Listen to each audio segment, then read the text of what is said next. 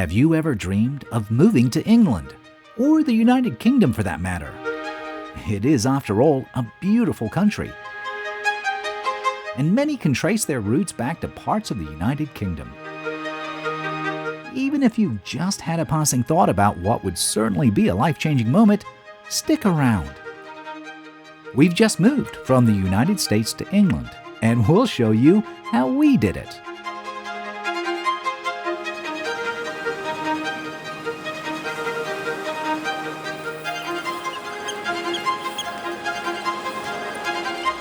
Welcome to the first of our This Is How We Moved to England videos.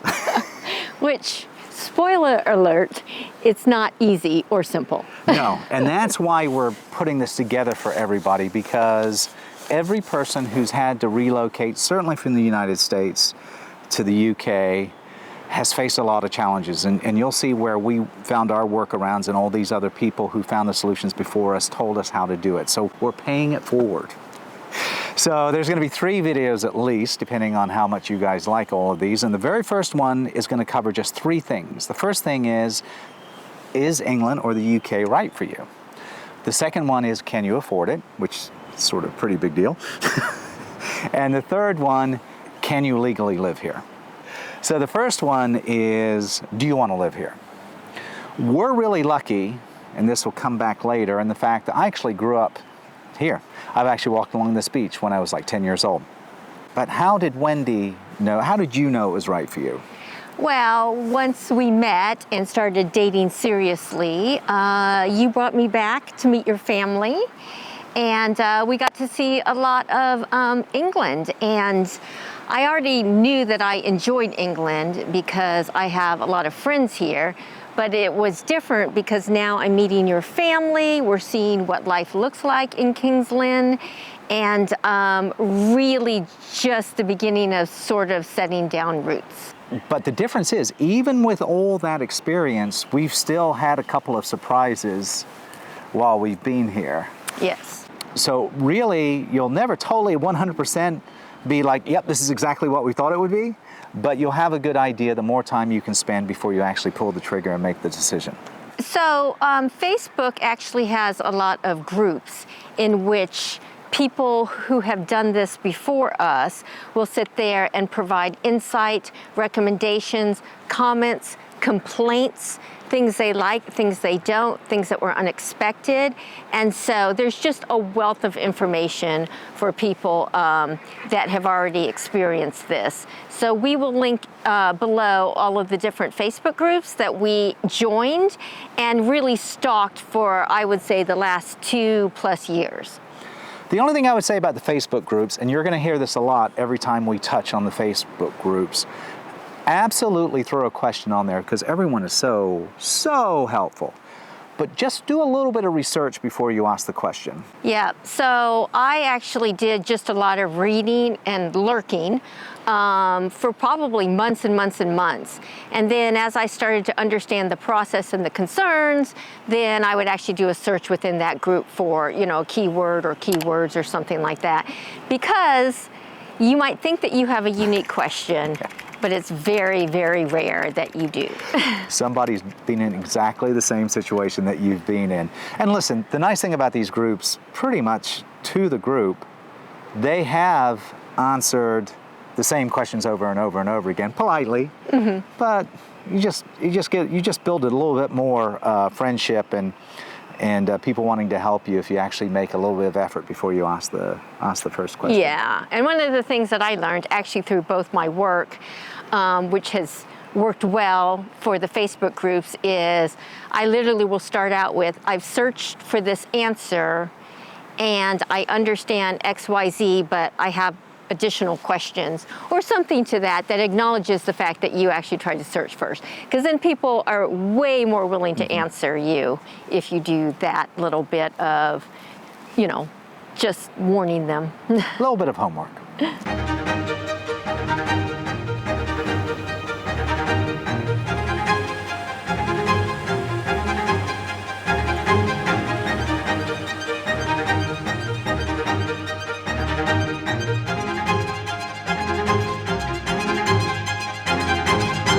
So the second point of this video is, can you afford to live here? And that's sort of a little bit more important than whether you're gonna like working here.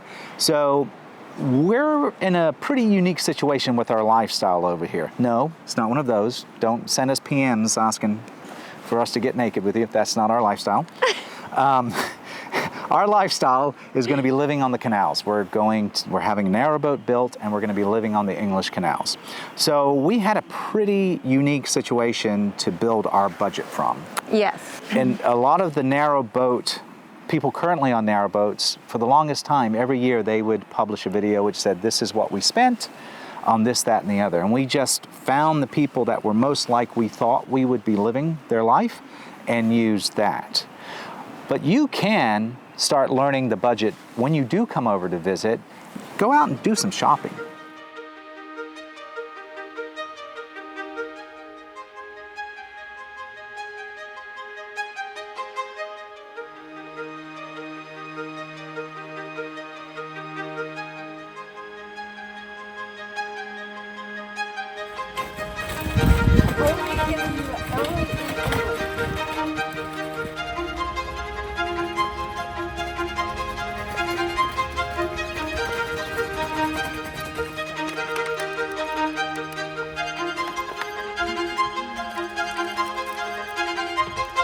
What are some other ways they can work out? Transportation, whether it's you buying a car, what does that look like? How do you actually do it? What's the insurance costs? How you actually obtain all of that? Again, the Facebook groups are invaluable for that. Renting a house or buying a house here, lots of information in there. If you're used to the United States, if that's where you're coming from, things take a lot longer here and a lot more complicated and a lot more hoops to jump through, and have a lot of patience for sure. I don't know if I can shake my head any harder at your last point. Listen, the advantage is everyone is sincerely interested in you getting what you're asking for. They just have their procedures that they have to go through. Yes. So the final thing is, now that you have your budget. Yep, well, we should probably talk about how you create the budget. Oh, go for it. Yeah. So for me, it was just easy to throw everything sort of in an Excel. I actually track our monthly budget that way, bills and budget. So I was able to do that ahead of time, and then anything net new information, really sort of built that in. I definitely recommend padding it though, because we've had some unexpected surprises since we've been here. One of the main things is if you hold dual citizenship between the US and the UK, you will have the fun of paying taxes in both countries. It's very complicated, so we did learn that we had to actually hire someone who is familiar with taxes in both countries, and that is not cheap. We're hoping that once we've been here a while that maybe we can take over the taxes at some point, but in the beginning we actually need to do that. In addition, because we are retiring here off of our retirement savings, our 401ks, which have been converted to IRAs, you do need to speak to your investment company as well, because there's certain investments that would be subjected to very high taxes here in the UK. Again, we'll put in the link below the information on taxation, because that's a very important one. I think I interviewed something like 5 tax accountants in the UK, and then obviously had to have some words with our investment brokerage firm as well. If you ever see us out and about in real life, and we're fortunate enough to hang out with you and have a conversation, if you buy us a drink, maybe 2, because you'll want to calm us down, we will tell you about the time we learned we needed to convert everything we'd had established into something else.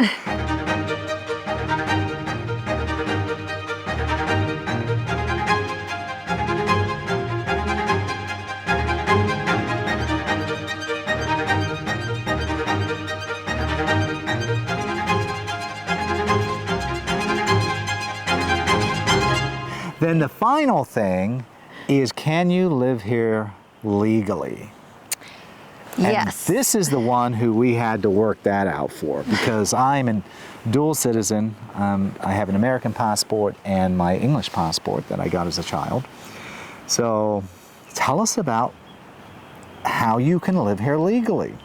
And by the way, I might add, she ended up with the ability to actually work while she was here. So don't think that doesn't come up every time we get into an argument, that I will send her out to the fields. But anyway, tell us about what you had to go through. Well, first of all, how you're here legally. So again, Facebook groups are amazing. There's also another company out there that specializes in family and spousal visas. So again, we'll provide that information and link it below.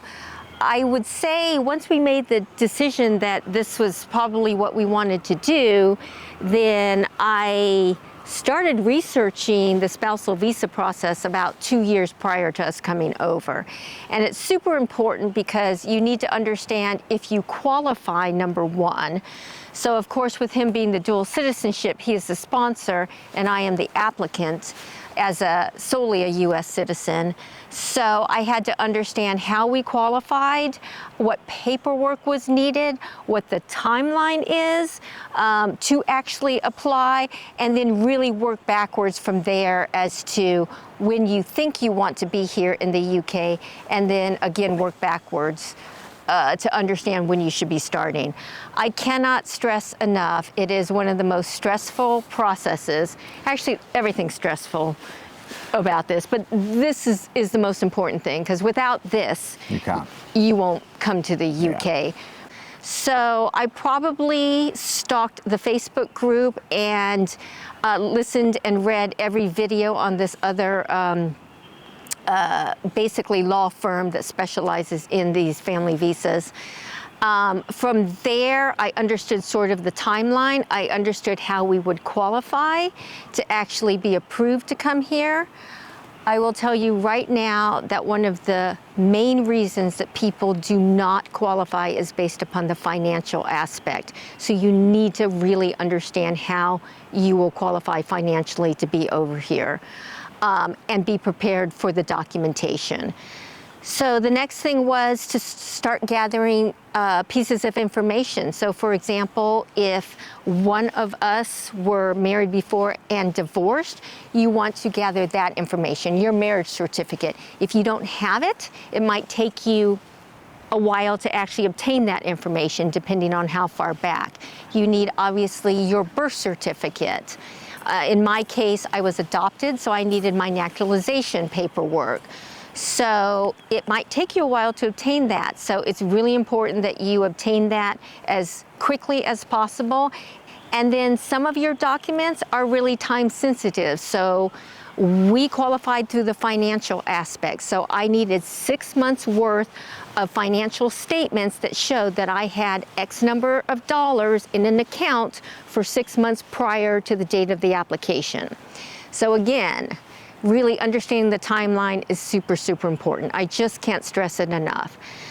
The other thing that I learned to my detriment is you can actually start a practice application. Again, we'll put down the website, the uk.gov website, and the link so that you understand what questions you're going to be asked. I thought that I knew, and when I started the application, I had many a meltdown, and I ended up having to delay my application by a week, which impacted some of the other timeline things we had going on. Things like they ask you if you have had any criminal record, which includes traffic violations.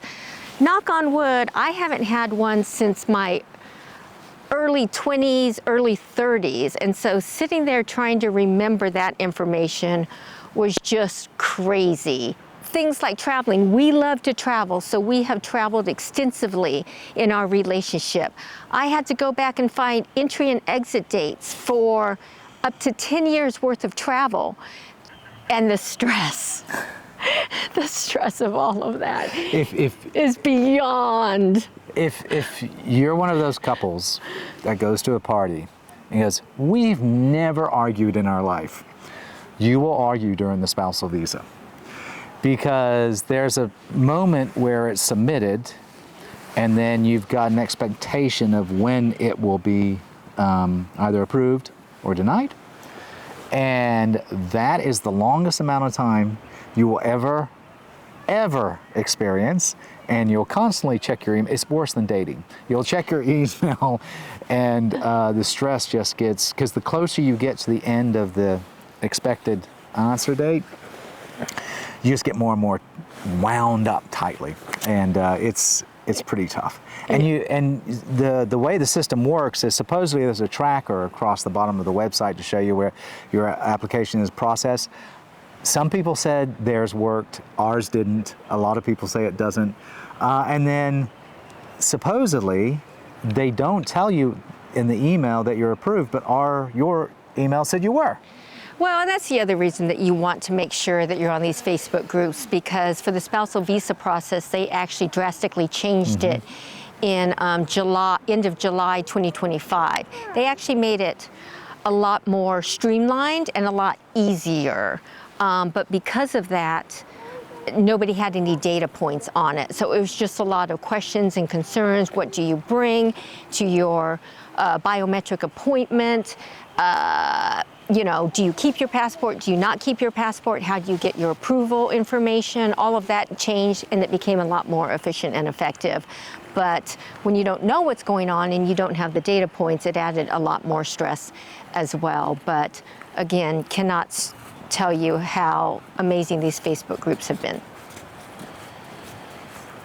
The nice thing about the Facebook groups too is you can also see all the pain everyone else is going through. Oh. It's shared pain. It's shared misery. Yes. So one of the things that they do say is, applying for the spousal visa, the 200 questions that you have during that, and then it's the waiting. They said it was bad enough applying for it, submitting the application, even how you pay can be painful, how you upload your documents can be painful. They provide all of their insight into that. But everyone has said waiting was the worst, because there's nothing you can do at that point. You're just waiting. You are. And just every day just ticks by, and yeah. Anything else people should know about the visa? Understand, we're with the spousal visa, and just because we're telling you what the spousal visa is for us, it may not be the same for you. So don't say, we watched Wendy and Lawrence's video and this is the way it's going to be. Yep. But one of the things, just to let you know, when it comes to the financial side, Wendy had to pay into the National Health Service ahead of time, so there's a sort of a bulk of money that goes in for that. And then isn't there a time that once it's approved, you have to actually make it to England, right? That's a great point. So one of the other things that you have to do is sort of calculate when you want to enter the UK, because once your spousal visa is actually approved, if you delay your entries, because you have up to 90 days to actually enter, there's a whole bunch of information on how you calculate the optimum time to actually enter the UK. But for subsequent visa extensions, and actually when you actually get to citizenship, your time outside the UK could count against you, so you just want to be aware of that. So there's really an optimum time to say, I prefer my entry date to be around here, and then I wouldn't delay too long if you intend to go for citizenship at the very end of the process. That being said, understand that your initial visa is only your first, so it's good for, depending on what visa you're applying for, because again, it's a family visa, so there's different types of visas, but for the spousal visa from the US to the UK, your initial visa is 2 years and 3 months. And then you have a certain timeline in order to apply for your second one, which is called the FLMR. And then you have a certain timeline to apply for your third, which is your indefinite leave to remain. Then if you want to pursue citizenship, you can as well. So as soon as you are approved for the first visa, you should immediately start understanding the timeline for your second, because I just read a horrific Facebook post where a woman was late for her second, and basically has to start over from scratch, return to the US and start over from scratch again. So needless to say, Wendy already has everything on the to-do list on getting her on our next visa approved. So that's it. There's a lot of information there. Honestly, just know if you're going to go through this process, you're going to take it all in. You're going to think you understand it. You're going to have a discussion. You realize one of you is misunderstanding something. You'll go back and learn it all again, and that will be rinse and repeat right up until I think you're actually in the country. Am I not right with all that? It's just like we've had so much, and it's frustration because there is a lot to take in. And you can actually pay people to do some of this stuff for you, but you know, it can get expensive. So everyone tries to do it themselves. So this is, I hope you enjoyed this very first one. There's a lot of information there. And feel free to rewatch this video because we'll take the hits on the, we'll take the views on the YouTube channel. Understand too, if you do like travel and you have to be a pretty adventurous person to want to move from the United States to England, we do have a travel channel as well, which is why she had so much work to work out where we'd been. So check out our other videos when you're on here and let us know what you think. And then of course, if you do want to see our tiny life in a narrowboat, then keep an eye on our channel because that is happening probably by the time you've watched this. So yeah. And then what other topics are we covering a bit later? So coming up next, we're going to talk about timelines. In other words, how do you physically get your stuff to England? And we're going to give you an example of how we did our timeline with selling our stuff, everything. Selling our house, selling our cars. Everything. Getting rid of a lot of stuff. The one time I wish we had children, we could have sold those. So that's all coming up in the next one. And then the one after that is going to be our entire journey. From the minute we decided that we knew that we were going to retire to England to just the timeline, the challenges, and us physically standing at Heathrow Airport with part of our worldly belongings waiting for a strange man in a van to pick us up. We did pay for him, so. So we hope you enjoyed this. It's been great having you along, and we hope this video has been of use to you because understand, if you're doing this, you are not alone. It's a difficult decision to make for various reasons. Leaving people behind, come someplace new, whole new life, and it's a difficult thing to go through. But understand, you are one of many, and it's just finding those many that'll help you get through. Is that fair? Yep. Takes a village. Takes a village.